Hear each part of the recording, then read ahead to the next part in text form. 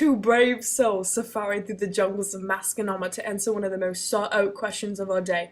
Through halls as crowded as a desert waterhole and a library as great and vast as the outback, they search to answer this pressing question.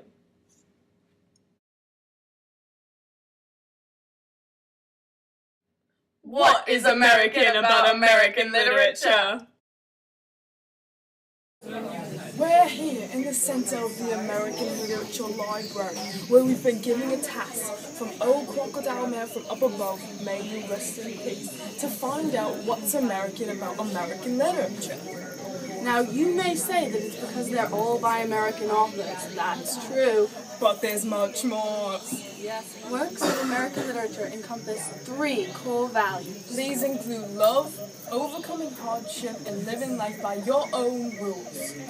These are important because not only do they make up our works of literature, but the American people themselves. Let's explore deeper into the jungle to find out more.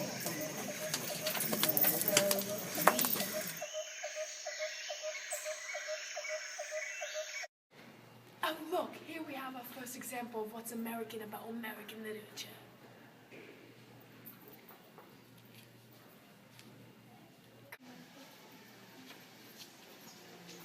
Love is the first of the three core values of American literature. Isn't it so sweet to see two young people so in love with each other? It reminds me of my favorite poem by E.E. Cummings. Oh yes, I believe it's called I Carry You in My Heart. Crikey, that's a beautiful poem. Yes, it's a great example of the theme of love in American literature. Now that's right, but we better keep moving if we want to see other themes. Let's go. I Carry You in My Heart by E.E. Cummings is an important work of American literature because it shows the theme of love in a positive light. Like the love shown between the two students in the hall, I Carry You in My Heart is about the magic of love and shows how it can be an important and powerful theme throughout American literature and history.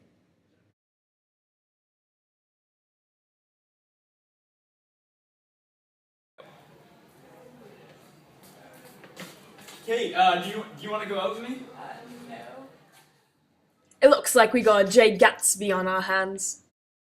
When we saw the girl reject the boy in the hallway, we saw another side of love, one that doesn't always work out and isn't always successful in the end.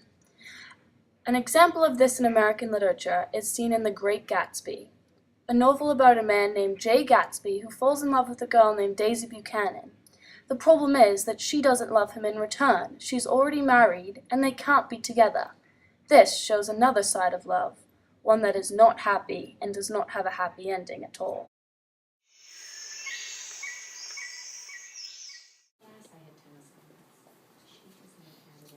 Not again. We can tutor you. Right, Sammy? Yeah. It looks like we have a young Santiago on our hands, overcoming his hardships. He just failed that last quiz, but he's coming back day after day to get tutored by his two friends, and so he can improve his grade. He's just like Santiago in Old Man by the Sea by Ernest Hemingway, because he, day after day, not catching a fish, still went out until he got that fish, just like Ryan's going to go out until he gets that A. Let's take a look.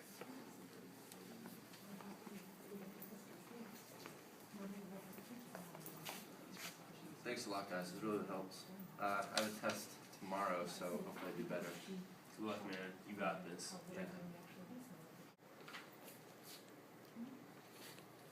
Oh, swell. Good job.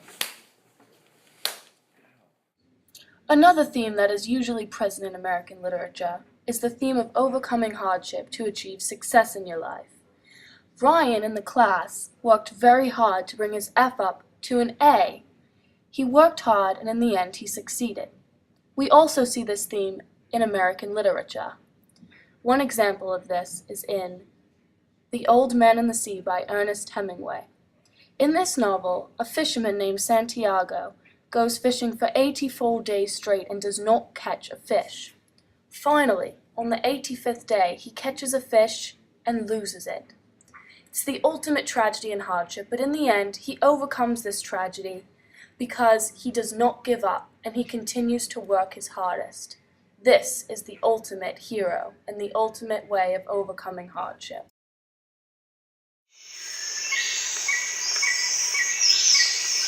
What are you doing? I'm just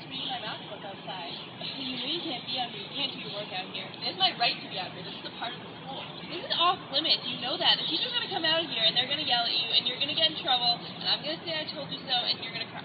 Well, that's too bad. I'll take the punishment. Civil disobedience! In the courtyard, we saw Michelle stand up for what she believed was right. She did this in order to live her life the way that she knew she should be living it and not be influenced by those around her. This theme also occurs in a novel called Civil Disobedience by Henry David Thoreau. In this novel, Thoreau lives his life the way he wants to by refusing to pay his taxes. He refuses to pay them because they are going to a cause which he doesn't believe is right, which is the war. For this reason, Henry David Thoreau exemplifies living the way you want to live and not marching to the beat of someone else's drum, but rather that of your own.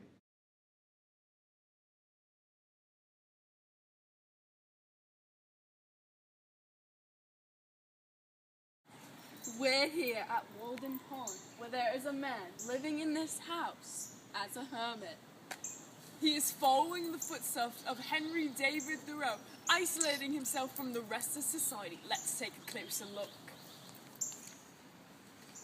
Yeah, tax collector, go away! Going to live at Walden Pond was Thoreau's own way of living by his own rules. He made the decision by himself to set out and build a house on Walden Pond. He left society and all that he knew and lived in solitude for 2 years.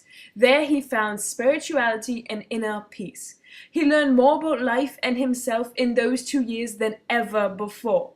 Thoreau proves that living by your own rules is the way to achieving eternal happiness. In the jungle of suburban America, we have seen all the themes that are most important in American literature. That's right. These 3 core values are present in the American people, and that is why they are so important in the American literature. Whether you're in love, like Gatsby, working to overcome hardship, like Santiago, or marching to the beat of your own drum, like Mr. Thoreau, you are exemplifying American values. The truth is, these values are present in American literature because they are in you. So keep falling in love, keep working hard, and keep being yourself, America. And we can promise you that in 100 years, when someone picks up a book by an American author, they will find these 3 critical values in it.